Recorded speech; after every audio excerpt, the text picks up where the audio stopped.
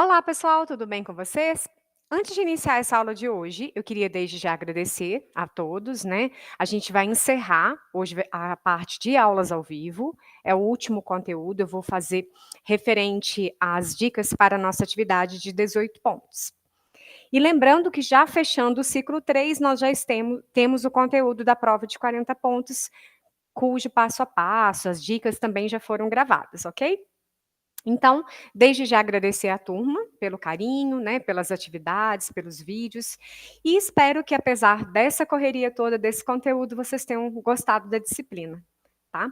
Mesmo quem nunca trabalhou e nem pretende com a parte de educação especial, de inclusão, eu queria que deixasse uma pontinha de curiosidade referente a tudo que a gente tem trabalhado, inclusive as ferramentas aqui dessa atividade que eu acho também muito legal.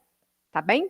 Mas qualquer dúvida, né, a gente vai encerrar apenas as aulas ao vivo. Qualquer dúvida que vocês tiverem, dúvida do conteúdo da prova, estudou, dúvida de uma atividade do ambiente que ainda está atrasada, dúvida dessa atividade de 18 pontos, eu estou à disposição. Então vamos lá. A nossa atividade, ela está ligada com a parte de recursos de acessibilidade, é um tema muito importante, muito interessante também, tá? E apesar da gente passar muito rapidamente, não, nós vamos aprofundar nesses recursos, é legal que a gente saiba que existem recursos gratuitos que nós podemos utilizar. Então, existem recursos de acessibilidade, softwares, que são constituídos com o objetivo de contribuir, facilitar ou ampliar as possibilidades de igualdade de oportunidade para os estudantes público-alvo da educação especial. E você vai escolher apenas 2. Então, eu vou citar aqui os que são.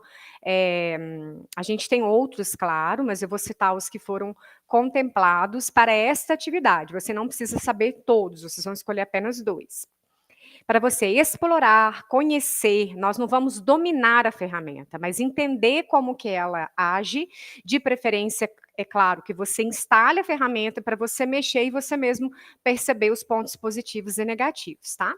Vai ser uma atividade que as perguntas vão estar no formulário, mas, gente, não é para responder com uma linha. Imagine como se estivesse no Word, mais detalhado, tá? Porque eu fiz no formato do Forms para ficar mais fácil a parte da correção e divisão de pontuação. Mas isso não quer dizer que a gente vai responder sim ou não nas perguntas. Então, é muito importante que antes de começar a preencher o formulário, você conheça um pouquinho das ferramentas e escolha as 2 que você quer fazer para a atividade. Então, vocês podem escolher entre DOSVox, Rentalk, Velibras e Hagakui. Ou Hagakui, algumas pessoas falam Hagakui. Escolha o que for do seu interesse e, ao manipulá-lo, você vai fazer uma reflexão e uma análise crítica dos mesmos respondendo essas questões. Então, se eu não conheço a ferramenta, como que eu vou responder o questionário?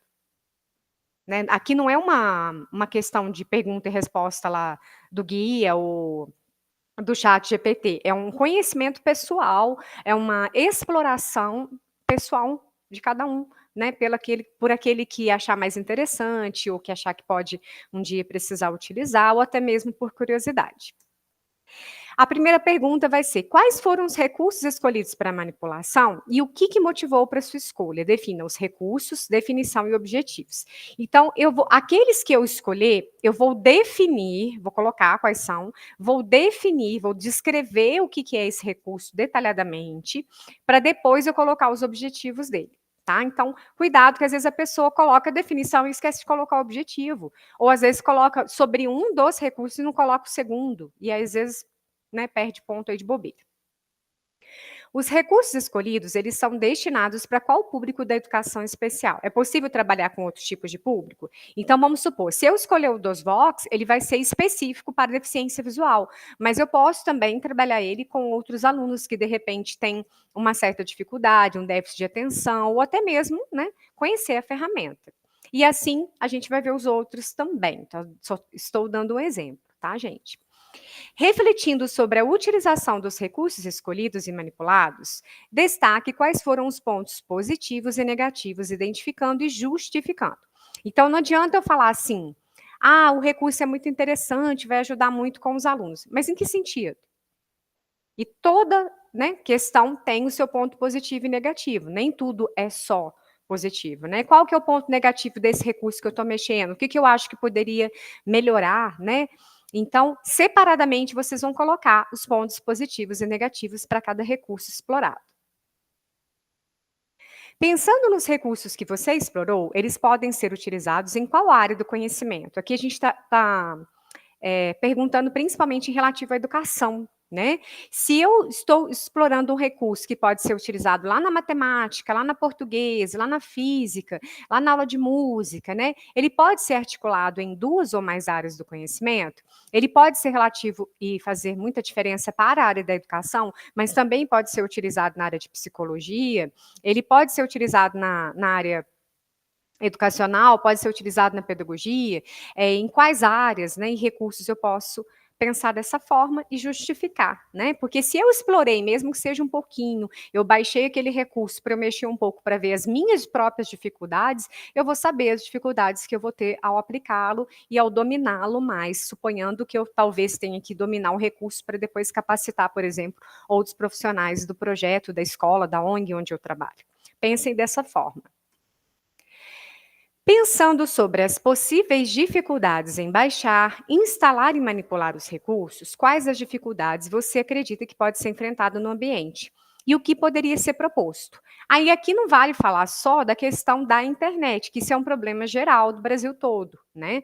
Por mais que a gente tenha uma internet boa, a gente tenha roteadores, a gente sabe que a internet do Brasil é um país que não é um país de primeiro mundo. Então a nossa qualidade de internet, ela não é boa. Às vezes, num lugar pega um pouco melhor que o outro, mas de uma forma geral a gente não tem aquela super internet de qualidade. Mas fora isso, o que eu posso colocar? E se for isso, o que seria proposto para ajudar? Se de repente, né, no caso aí de adolescentes, cada um levasse o seu celular, e nessa aula especificadamente a direção autorizaria para que cada um usasse a internet do seu próprio celular por uns 15 minutos ali na aula para fazer essa exploração. O que eu poderia fazer de diferente nessa aula para que desse certo a utilização desse recurso, mesmo tendo todas as dificuldades que qualquer escola apresenta. Então, não adianta eu falar o que, que é ruim se eu não tiver também uma proposta de solução. É mais ou menos dessa forma que a gente tem que pensar. E a partir da experiência de utilização de um dos recursos, você acredita que será possível incluir nas suas aulas recursos diferenciados para o trabalho? Justifique. Se eu dou aula de música, de educação musical ou de arte, né, eu posso utilizar esse recurso de alguma forma? Aí eu vou justificar o que de legal, o que de diferente, o que de motivacional eu posso colocar na minha aula e usar esse recurso. E por fim, vocês vão descrever uma atividade prática, descrever detalhadamente com o passo a passo, o objetivo do que eu quero, tá, gente? Apesar de ser formulário, mas descrever de uma forma detalhada e desenvolver com os alunos utilizando pelo menos um dos recursos. Nessa atividade, não preciso usar os 2 recursos que eu escolhi, mas se eu fosse fazer uma atividade com os alunos presencialmente e utilizar um deles, o que eu utilizaria? E de que forma eu desenvolveria essa atividade? Descrevam detalhadamente, por favor. É só isso, tá? Então é um questionário de exploração muito pessoal e agora eu vou falar um pouquinho sobre esses recursos, né, caso vocês queiram conhecer. É claro que o fato de baixar e manipular cada um a seu modo é o que mais vai fazer eu me interessar ou não por aquele especificamente por aquele recurso educacional, recurso de acessibilidade. O DOSVox ele é um sistema para microcomputadores que se comunica com os usuários através da síntese de voz, viabilizando deste modo o uso de computadores por deficientes visuais, podendo adquirir um alto grau de independência nos estudos e trabalho. Aí tem um link para vocês acessarem, para quem tiver interesse, e na verdade é essa página aqui, que é o projeto DOSVox, tá? Aí vocês vão viajar por isso e ver o que é o DOSVox, né, um passeio nas ferramentas, novos horizontes, tem a parte de histórico, os costumes do projeto DOSVox, ferramentas.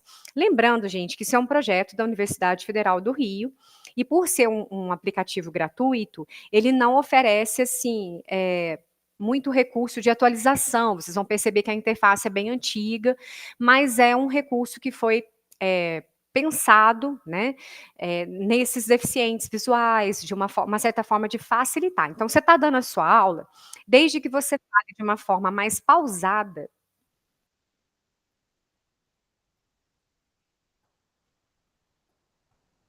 Desde que a gente fale de uma forma mais pausada, né, não muito confusa, não tenha muita falação, explicar para os integrantes da sala que eles precisam fazer silêncio para que a ferramenta capte apenas a voz do professor. Aí aquele recurso, ele, ao vivo, ele vai estar colocando em síntese para um aluno, que seja através de um computador, de um notebook, de um tablet, né? Ele vai se comunicar com o usuário através da voz. Então, se você colocar o foninho nesse aluno, ele está lá com o tablet, com o notebook que seja na mesa, e tudo que você está falando, a voz está meio que como se estivesse traduzindo ao vivo para ele, né, para o indivíduo, o que vai acontecer? Esse aluno com deficiência visual, ele não vai se sentir tão por fora do que está acontecendo na sala, tão, né, solitário, né? O micro é ligado normalmente. Aí vocês vão ter os recursos, eu vou postar esse PDF também, falando como que é a tela inicial dele, os direcionamentos, ele possui algumas ferramentas, vocês vão ver que não é nada super moderno, mas ele tem algumas ferramentas como ler o texto, editar, imprimir. Aí tem uma coisa muito legal, você quer imprimir o conteúdo que você está falando na sala, já faz isso automaticamente. Tem jogos utilitários de fala, calculadora. Aí depois tem a manipulação de arquivos, né, ele explica a questão de algumas teclas, a importância de algumas ferramentas. Mas aí vai ser de acordo com a sua curiosidade ou não e interesse para o DOSBox, tá? É uma ferramenta um pouco mais antiga, viu, gente? Não é uma ferramenta super moderna. Vamos dar sequência. Tem um vídeo também, tá? No YouTube, tem vídeos falando sobre ele. O segundo recurso que nós vamos falar um pouquinho é o Hagakui, ou Hagakui. Ele é um software educativo de apoio à alfabetização. A princípio, ele foi criado mais nesse sentido, de ajudar na alfabetização dos alunos e ao domínio da linguagem escrita. É um editor de histórias em banda desenhada. Ele tem um banco de imagens, não muito diverso, mas tem um banco de imagens com componentes para a construção de uma BD, né, de uma banda desenhada, que seria um cenário, personagens, recursos de edição de imagem.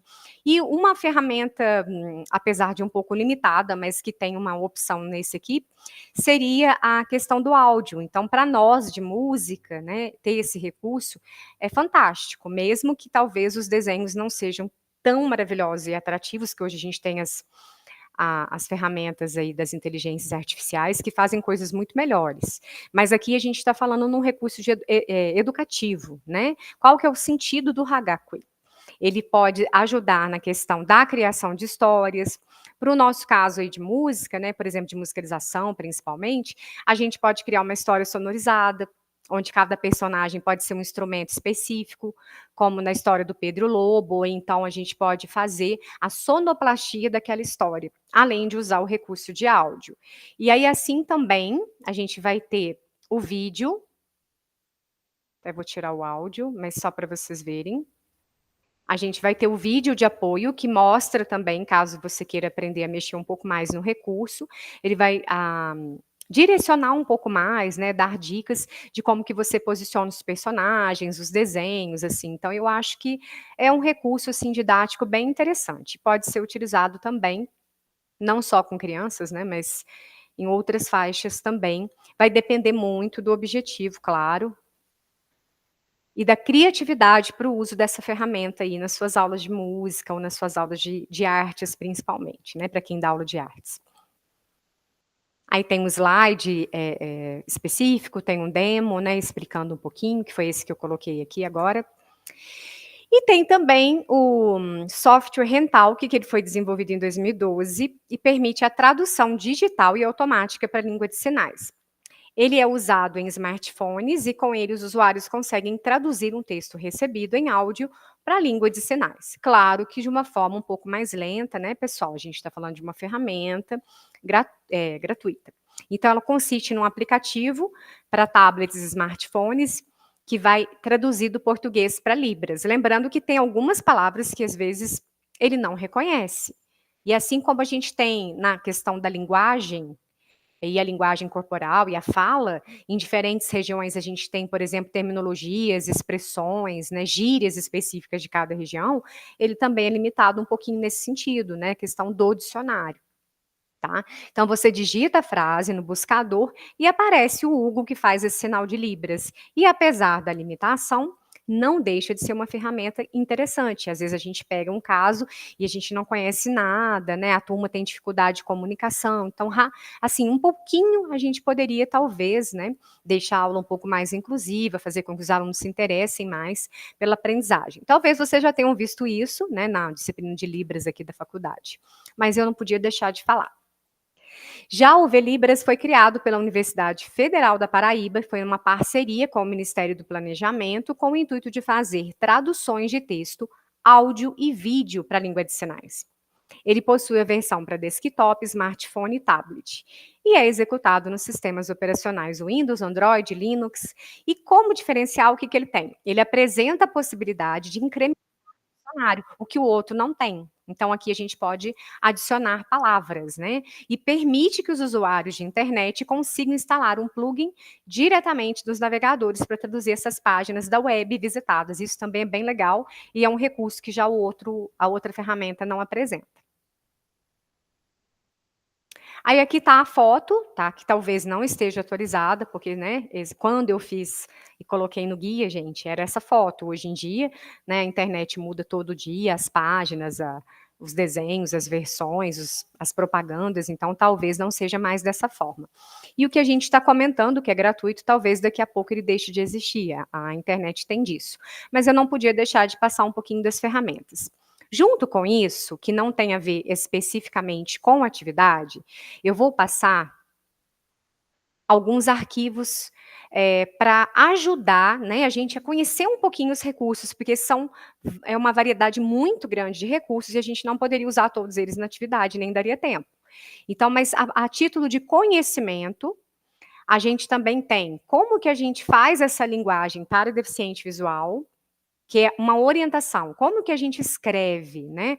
Hoje a gente tem visto isso na TV um pouco mais acessível, né? As pessoas já estão familiarizando mais. Mas ele dá dicas importantes. Ele fala que como que a gente deve elaborar um material para DV, né, de uma forma simples, facilitando a leitura pelo leitor de telas, como que eles enxergam as coisas, diferente da gente, né? O professor deverá perceber as restrições para poder transmitir o conteúdo da melhor maneira. Então, aqui tem um exemplo, ó. Toda e qualquer figura digital deve ser descritiva, né? Às vezes algumas pessoas têm um pouco de dificuldade, mas tem que ter equivalência textual. E ela não pode ser uma descrição imensa que a pessoa perde, é tanta informação que ele perde o foco principal daquilo. Então, é uma ajuda, como se fosse uma legenda, só que você está descrevendo aquilo que você está vendo.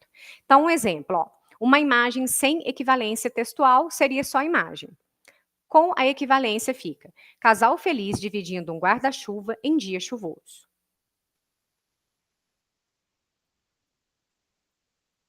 Às vezes, um pequeno detalhe vai facilitar a vida deles. A imagem abaixo nos mostra uma figura devidamente descrita. Para nós, normovisuais, sua descrição está clara e objetiva. Casal feliz dividindo um guarda-chuva em dia chuvoso. Acessibilizando. Mas, olha só, para o DV, que necessita do auxílio, para realizar. A descrição não ajuda muito, pois a mesma faz parte da figura. Então, tudo faz parte de uma mesma imagem. Na imagem abaixo, temos uma caixa de texto com borda e a descrição da mesma dentro da caixa é lida pelo leitor de telas. Olha só. Casal feliz dividindo um guarda-chuva em dia chuvoso. Símbolo de acessibilidade na web. Então, aqui, eu não vou acabar de ver, aí ele fala como que a gente vai fazer isso, uma descrição para vídeos. Então, são dicas gerais e de materiais específicos que eu acho muito interessante. E também a gente vai conhecer um pouquinho de outros softwares de acessibilidade, inclusive alguns que já foram comentados. Mas existem muitos outros, né? Então, estão incluídos brinquedos, roupas, né? Que é tecnologia assistiva. Brinquedo, roupa adaptada, computador, software que a gente está vendo agora, hardware, tudo que pode contemplar questões de acessibilidade, tanto para a questão da adequação de postura da pessoa, como recursos para mobilidade, como equipamentos de comunicação alternativa. Então pode ser chave, acionadores, eh, que vai ajudar e facilitar a vida da pessoa. Aí o primeiro já aparece o DOSBox, que nós acabamos de falar, né. Depois tem o leitor de tela para o Windows, para o Linux, Braille Fácil, que é um programa que transcreve automaticamente documentos em texto para Braille, para depois você imprimir, né, esse também é muito legal. Os ampliadores de tela, Lente Pro, de imagem, aí vem tá dividido por deficiência. Aqui, por exemplo, aí já entra uma parte um pouco do que a gente acabou de ver, né, o dicionário de Libras, que é o dicionário da língua brasileira de sinais. Os tradutores, a gente vai ver aqui, né, o Prodef,